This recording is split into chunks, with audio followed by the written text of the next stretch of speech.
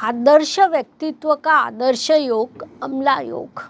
नमस्कार, मैं एस्ट्रो गुरु माँ डॉक्टर ज्योति जोशी आप सभी ज्योतिष प्रेमी एवं अध्ययनकर्ताओं का हार्दिक स्वागत करती हूँ। हम ज्योतिष एक एक विषय का शास्त्रोक्त पद्धति से अध्ययन कर रहे हैं। हर विषय को विस्तार से समझाने का मेरा प्रयास है।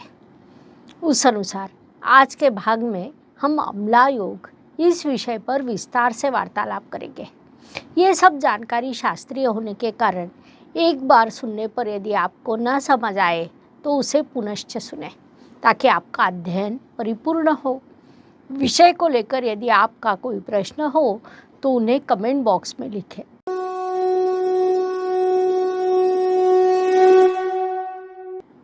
ज्योतिष के अनुसार अमला योग एक अत्यंत शुभ योग है।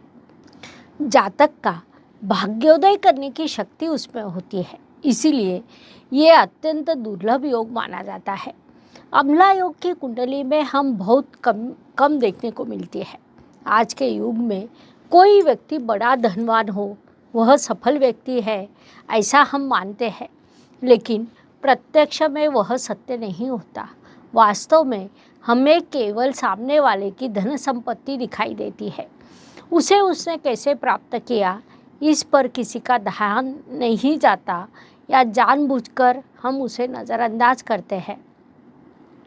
आजकल सभी के मन में शीघ्रता से पैसे कमाने की लालसा होती है। जीवन में सीधे मार्ग से कोई भी चीज़ शीघ्रता से नहीं मिलती, धन संपत्ति तो कतई नहीं। उसके लिए बड़ा संघर्ष करना पड़ता है, अथवा उसे प्राप्त करने के लिए आपको गलत चीज़ें, अनुचित मार्ग, व्यवसाय या व्यवस्था से दो हाथ करने पड़ते हैं। संक्षेप में ऐसे मार्ग से पैसे कमाकर बड़े हुए व्यक्ति को हम सफल कहते हैं, जो पूर्ण रूप से अनुचित है। आध्यात्मिक दृष्टि से, नैतिकता की दृष्टि से ऐसे व्यक्ति की गिनती सफल व्यक्तियों में नहीं हो सकती और ऐसे व्यक्तियों को कभी भी मोक्ष नहीं मिलता। तो फिर सफल व्यक्ति किसे कहते हैं? जो व्यक्ति अपने कार्यक्षेत्र में अपना स्वतंत्र अस्तित्व निर्माण करता है, साथ ही जिसका मन स्वच्छ है, उतना ही अच्छा आचरण करता है। जो व्यक्ति कभी भी दूसरों के संदर्भ में अनुचित विचार नहीं कर सकता, ऐसे व्यक्ति के संदर्भ में समाज में कोई बुरा भला नहीं कहता है। उन्हें हमेशा दूसरों से सम्मान मिलता है। अच्छे लोग हमेशा ऐसे व्यक्ति के आसपास रहते हैं। ऐसे व्यक्तियों से आप कभी भी मिले तो उनसे आपको अच्छा सुनने को मिलेगा। उनसे आपको किसी चीज़ की सलाह या मार्गदर्शन प्राप्त करने की इच्छा होगी। संक्षेप में, ऐसी व्यक्ति जो आपको सर्वार्थ से प्रेरक एवं आदरणीय लगता हो, ऐसा व्यक्ति को सफल कहा जाता है। आपको धनवान कई मिलेंगे, लेकिन ऐसे लोग बहुत कम मिलते हैं, क्योंकि ऐसे लोगों का व्यक्तित्व अत्यंत दुर्लभ अमला योग के शुभ प्रभाव से बनता है। तो अमला योग क्या है, वह कुंडली में कैसे निर्माण होता है, इसे हम समझने वाले हैं। ज्योतिष नियमों के अनुसार जब किसी के कुंडली में लग्न अर्थात प्रथम स्थान से या चंद्रमा जिस स्थान में विराजमान है, उससे दशम स्थान में एक से अधिक ग्रह हो, तो कुंडली में अमला योग का निर्माण होता है। अमला योग जिस जातक की कुंडली में है, वह जातक अपने व्यवसाय या कार्यक्षेत्र में बड़ी उन्नति करता है, बड़ी सफलता प्राप्त करता है। इतना ही नहीं, वह अत्यंत स्वच्छ चारित्र का होता है। सबके साथ अच्छा आचरण उसका सबसे बड़ा एवं महत्वपूर्ण गुण होता है। ऐसा जातक समाज में मान सम्मान प्राप्त कर लोकप्रिय भी होता है। वह दूसरों के लिए प्रेरक, आदर्श एवं मार्गदर्शक भी होता है।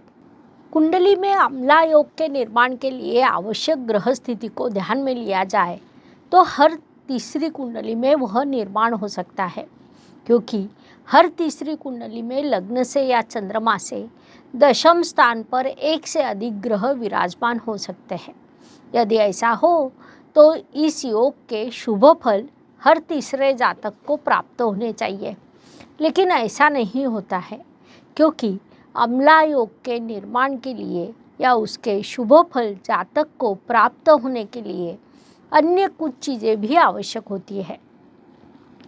कुंडली में यह योग निर्माण होने के लिए ज्योतिष में कुछ नियम बताए गए हैं।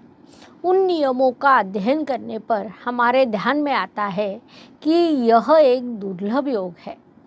किसी भाग्यवान की कुंडली में ये योग निर्माण हो सकता है।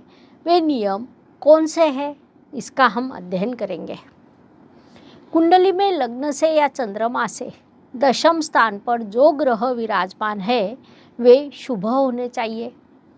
दशम स्थान पर यदि अशुभ ग्रह हो तो उनसे प्राप्त होने वाले फल भी अशुभ होते हैं।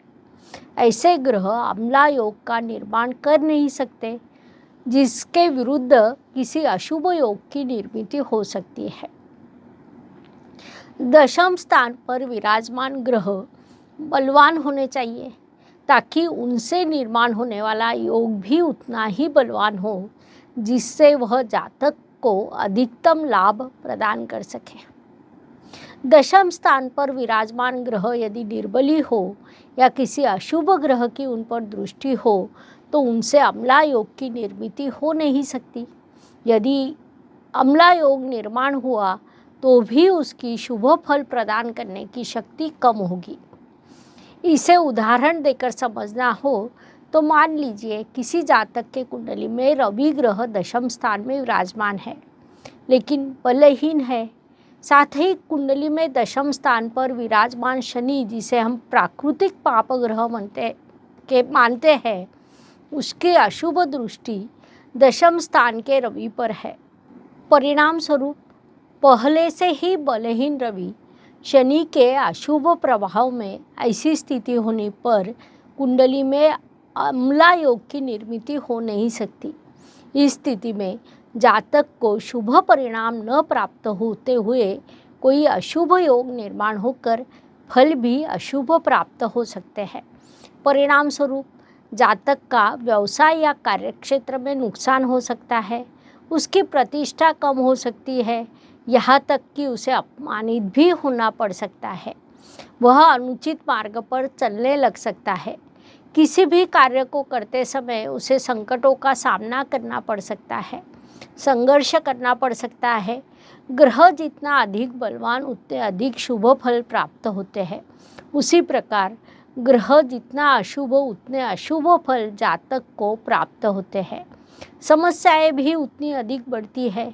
योग निर्माण होने के लिए ज्योतिष में बताए गए सभी नियमों को ध्यान में रखकर कुंडली में अम्ला योग या अन्य कोई भी योग देखते समय ग्रहों का स्वभाव, बल, स्थिति, इन सारी बातों को गहराई से अध्ययन करना चाहिए। इस विषय को समझने के लिए इतनी जानकारी पर्याप्त है। हम यही रुकते हैं। अगले भाग में हम ज्योतिष के नवीनतम जानकारी के साथ पुनश्च अवश्य मिलेंगे। धन्यवाद। शुभम भवतु। जय ज्योतिष। ज्योतिष का अध्ययन तथा शास्त्र की शास्त्रीय तरीके से पढ़ाई करने के लिए मेरी 2 किताबें प्रकाशित हो चुकी है, उनका अवश्य लाभ लीजिए। Please like, share and subscribe the channel. और हाँ, बेल आइकॉन दबाना ना भूलें। धन्यवाद।